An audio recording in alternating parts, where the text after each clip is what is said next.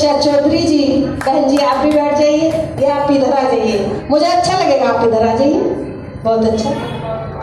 आज कार्यक्रम का आपके बीच में आयोजन भाई मनीष जी ने किया। हमने ये कार्यक्रम पूरी हमारी केंद्रीय टीम ने मिलकर के एक योजना के तहत मथुरा से एक यात्रा प्रारंभ की। भाई साहब एक तरफ रुक, आप सबको या तो बैठो या फिर कार्यक्रम चलन दो।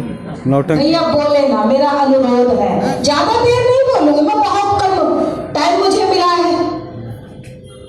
मथुरा से लेकर के आपके बीच में आए, ये केवल जन जागरण हो रहा है, ध्यान देना इस बात पर।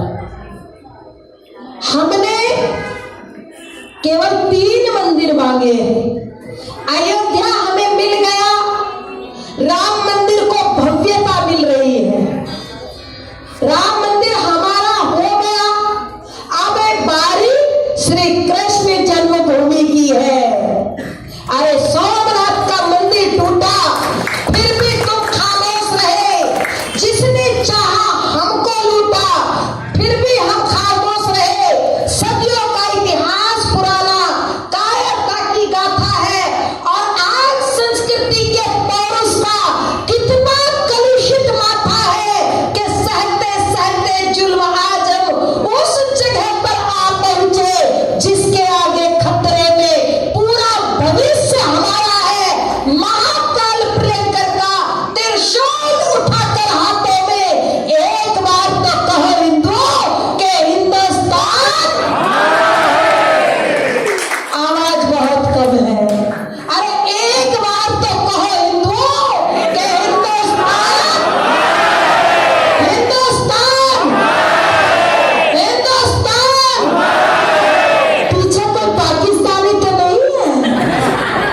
आवाज जरा कम आई है, जोर से बोले हिंदुस्तान, हिंदुस्तान, ये हिंदुस्तान।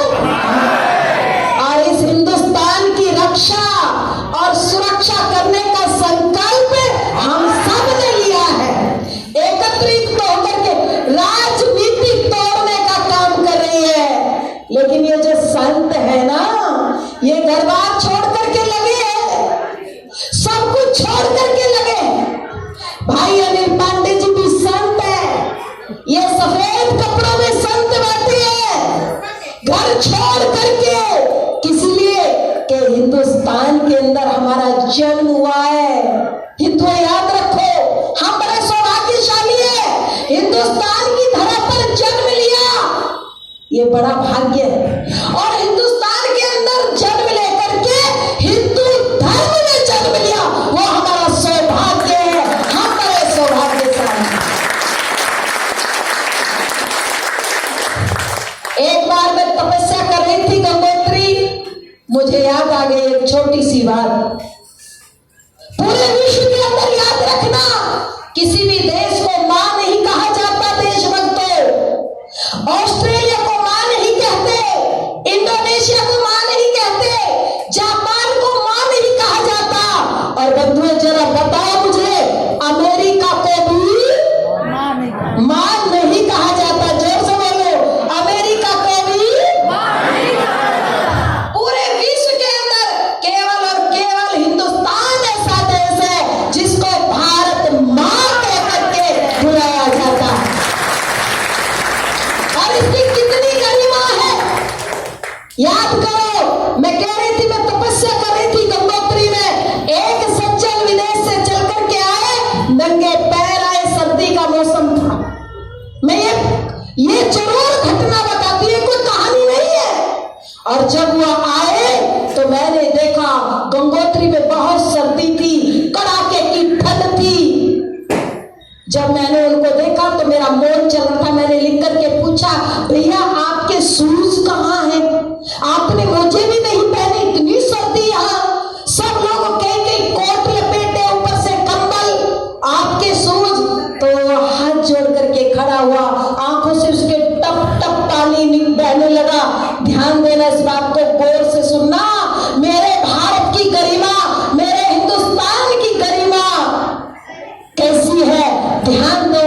उसने मुझे कहा, पैर पकड़ करके झिझोड़ करके रोने लगा और कहा, दीदी माँ, जब हम मंदिर जाते हैं ना तो चप्पल बाहर निकालते हैं। माँ, मैं हिंदुस्तान की धरती पर आया हूँ तो मैं चप्पल एयरपोर्ट पर निकाल करके आया हूँ, क्योंकि हिंदुस्तान एक मंदिर है और मुझे मंदिर दिखाई देता है। इसमें आप जैसे संत यहाँ भगवान के रूप में, देवताओं के रूप में प्रकट होते हैं। मेरे देश का गौरव, मेरे देश की गरिमा। और कुछ लोग राजनीतिवश देश को, इस प्यारे से देश को तोड़ने का षड्यंत्र करते हैं। कभी रामायण का मुद्दा लेकर के आ जाते हैं, उनको कोई काम नहीं है। रामायण का मुद्दा लेकर के अफसोस मुझे तब हुआ जब उस महान ग्रंथ को जलाने का काम किया। अरे मेरे राम ने तो, मीडिया के बंधुओं, मैं कहना चाहती हूँ, आज रविदास जयंती, सबको शुभकामनाएं भी है। और साथ में मीडिया के बंधुओं में निवेदन करना चाहती हूँ, मेरे प्रभु राम ने तो भीलों को, कोलों को, आदिवासियों को, जनजातियों को, अरे शबरी तक को गले लगाया। और इतना ही नहीं, पक्षी तक को गोद में बैठाया, बाज को गोद में बैठाया। बाज के प्राण भी मेरे प्रभु राम की गोद में निकले। मेरे प्रभु राम तो कितने दयावान थे, कितने दयालु थे, उनके ऊपर इतने आरोप। रामायण में उस महाकाव्य पर जो जीवन जीने की कला सिखाता है, कुरान पर पत्रकार बंधुओं किसी की औकात नहीं है। मैं चैलेंज करती हूँ इस पवित्र मन से, अगर कोई कुरान पर एक आयत पर, जबकि वहां उन आयतों को मैं जानती हूँ अच्छे से, क्या क्या अलग अलग कितना विद्वेष वो आयतें फैलाती है, लेकिन किसी की औकात नहीं कि कुरान पर या बाइबल पर कोई एक शब्द बोल दे। केवल और केवल हिंदू धर्म को टारगेट किया जा रहा है। लेकिन मैं आपसे निवेदन करना चाहती हूँ, और जानते हो ये क्यों टारगेट किया जाता है? क्योंकि लोहे की कुल्हाड़ी में लगा, ध्यान देना हिंदुओं, लोहे की कुल्हाड़ी में लगा वो लकड़ी का हत्ता ना होता तो लकड़ी के कटने का, मेरे भाई, वो रास्ता ना होता। जब वो वंशद्रोही कुल्हाड़ी के साथ, वो जाति द्रोही कुल्हाड़ी के साथ वो लकड़ी का हत्ता लग गया तो वो पेड़ के कटने का रास्ता बन गया। आज मेरे धर्म, मेरे समाज में, हिंदू समाज में पैदा हुए हिंदू मां की कोख को कलंकित कर रहे हैं। हिंदू समाज में पैदा होकर के हिंदू धर्म पर उंगली उठाने का साहस देखिए। इसीलिए मैं कहा करती हूँ कि बर्बाद चमन को करने में जब एक ही कुल्लू काफी है, अनजान गुलिस्तान क्या होगा।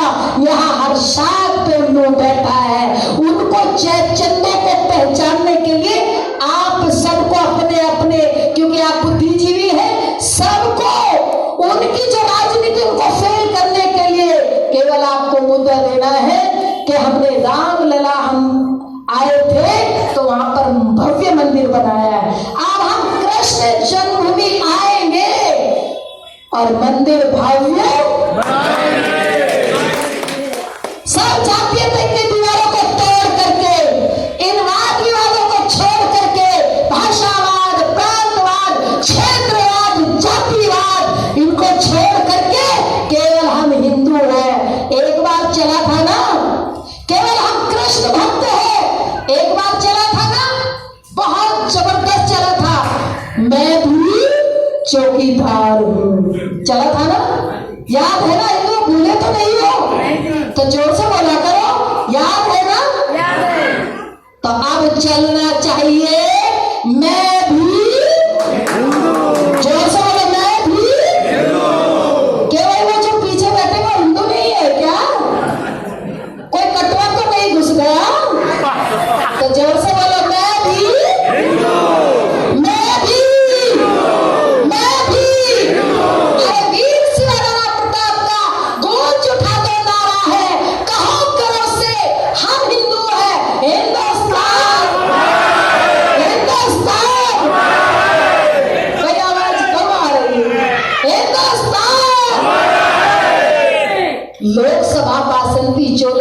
करके अब तो आई है।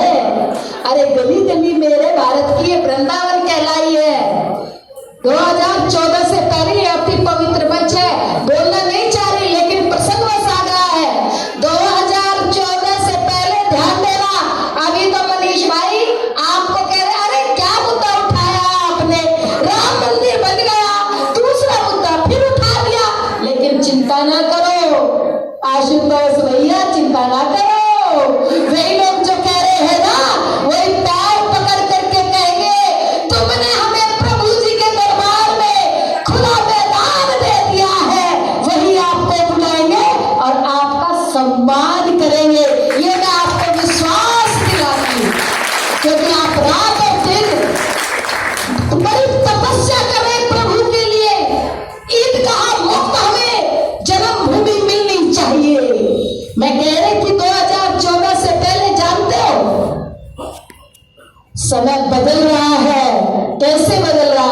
14 से पहले पत्रकार बंधुओं आप भी याद करो, मोदी जी को अमेरिका ने वीजा देने से मना कर दिया था। याद है ना?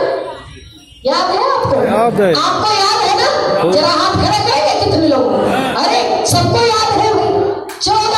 2014 से पहले अमेरिका ने कहा नहीं ये तो गोधरा कांड वाले हैं, इनको अमेरिका में मत आने दो। भैया वीजा नहीं दिया, सरकार बन गई। मैं माफी मांगते हुए लट्टू गोपाल जी से कह रही हूँ मैं रुक नहीं पा रही हूँ, वो समय भी आपका आएगा। जैसे सरकार बनी तो जानते हो मेरे राष्ट्र प्रेमी बंधुओं, संकल्प ले लेना आज और कहना